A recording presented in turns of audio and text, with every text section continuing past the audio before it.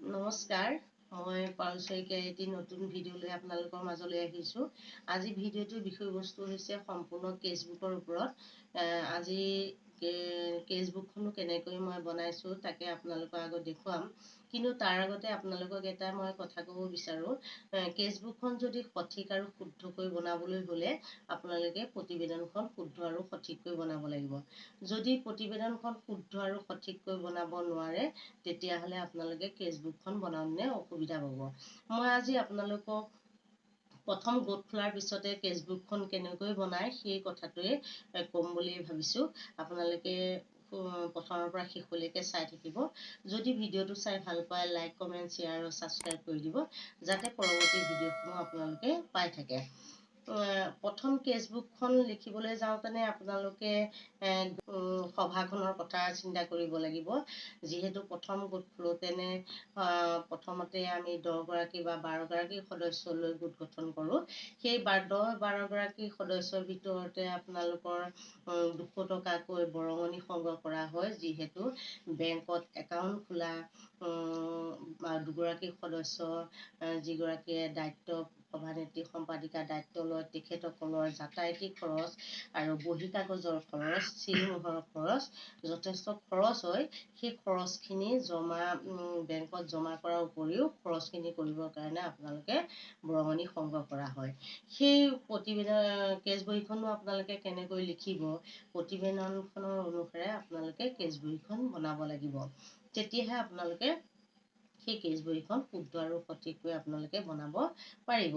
এতিয়া আহকচোন চাওঁ মই আপোনালোকৰ প্ৰথম কেচবহীখন কেনেকৈ বনাইছোঁ তাক দেখুৱাওঁ। আপোনালোকে আপোনালোকে প্ৰথমতে যেতিয়া প্ৰতিবেদনখনৰ তাৰিখটো গোট গঠন হোৱা তাৰিখটো উল্লেখ কৰিব তেতিয়া আপোনালোকে 10 গৰাকী সদস্যক 200 টকাকৈ 2000 টকা সংগ্ৰহ কৰিছিলে দেখিছেনে।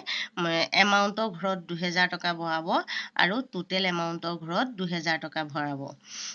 আৰু বেংকত আপোনালোকে যিদিনাখন গোট গঠন কৰিবলৈ বেংকলৈ গৈছিলে একাউণ্ট খুলিবলৈ সেইদিনাখন আপোনালোকে তাৰিখটো উল্লেখ কৰিব। বেংকত জমা থোৱা হয়।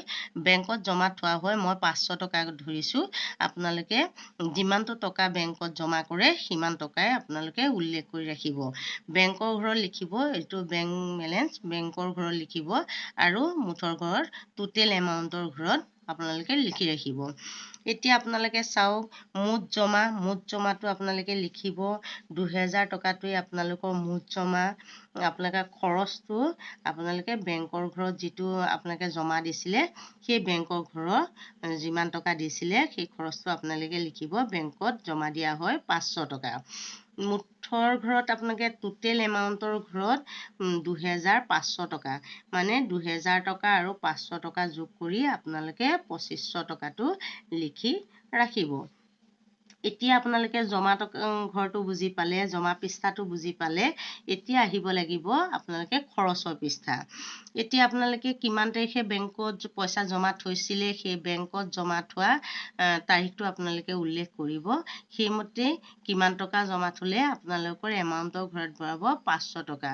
টোটেল এমাউণ্টৰ ঘৰত বহাব 500 টকা।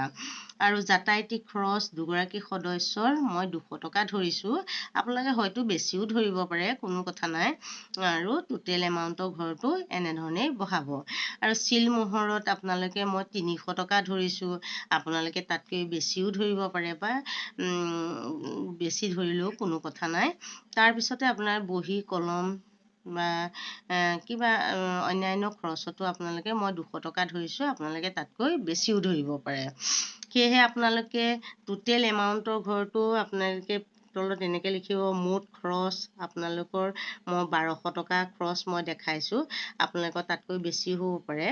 আৰু টোটেল এমাউণ্টৰ ঘৰটো যোগ কৰি আপোনালোকে 1200 টকাই লিখি ৰাখিব।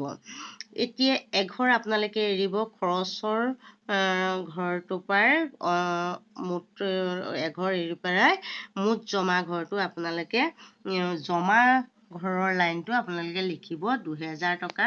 আকৌ এইটো বেংকৰ ঘৰটো আপোনালোকে 500 টকা আৰু মুঠৰ ঘৰটো 2500 টকা লিখি ল'ব। আপোনালোকে মাজৰ ঘৰটো যে এৰিলে মাজৰ ঘৰটোত আপোনালোকে অন্তিম জমা বুলি লিখিব। কিয় অন্তিম জমা বুলি কোৱা হয়, যে জমা মুঠ জমাৰ পৰা এই খৰচ কৰি যিটো টকা বাঢ়ি যায় সেই টকাটো হ'ব অন্তিম জমা। যদি নাথাকে ইয়াত 0 দিব নাই, আৰু যদি থাকে তেতিয়াহ'লে আপোনালোকে জমাৰ পৰা খৰচটো মাইনাছ কৰি যিমানটো টকা পায় এই ঘৰটোত বহুৱাব লাগিব। সেয়েহে এই ঘৰটো হ'ব অন্তিম জমা। যদি 500 টকা বেংকৰ ঘৰৰ পইচাটো এই অন্তিম জমা ঘৰটোলৈ গুচি যাব। আৰু যিটো হাতে জমা যোগ বেংকত জমা এই দুইটা যোগ কৰি পেলাই এইটো মুঠৰ ঘৰত আপোনালোকে বহাই বা টোটেল এমাউণ্টৰ ঘৰত বহাই ৰাখিব। তেতিয়া আপোনালোকে অহা মাহত আপোনালোকে কি লিখিব লাগিব, এইটো অন্তিম জমাটো পিছৰ মাহত গৈ পেলাই এইটো প্ৰাৰম্ভিক জমা হয়। আৰু প্ৰাৰম্ভিক জমা বুলি লিখি ৰাখি 800 টকা, মই যেনেকৈ 800 টকা দিছোঁ 800 টকা, আৰু বেংকত জমাটো 500 টকা, আৰু টোটেল এমাউণ্টৰ ঘৰটো যেনেকৈ 1300 টকা মই লিখিছোঁ তেনেকৈ আপোনালোকে পিছৰ মাহতো আপোনালোকে এনেধৰণে লিখিব লাগিব। তেতিয়া তাৰ পিছৰ পৰাই আপোনালোকে যিমান তাৰিখত সভা পাতিছিলে, যিমান তাৰিখত আপোনালোকে সাপ্তাহিক সঞ্চয় গ্ৰহণ কৰিছিলে, প্ৰতি সপ্তাহে যেনেকৈ আপোনালোকে প্ৰতিবেদনত লিখে যে চাৰিটা সপ্তাহত আপোনালোকৰ কিমান টকা জমা হ'ল, কিমান টকা আপোনালোকে খৰচ হ'ল, সেই টকাটোৰ পৰা বা বেংকত কিমান টকা জমা দিলে, মই যেনেধৰণে লিখিছোঁ আপোনালোকে তেনেধৰণে লিখিব। আৰু বেংকত কিমান টকা জমা দিয়া হ'ল শুদ্ধ আৰু সঠিককৈ, যেতিয়া আপোনালোকে পাছবুকখন আপ টু ডেট নকৰিলে আপোনালোকে কেছবুকখন বনাবলৈ অসুবিধা পাব।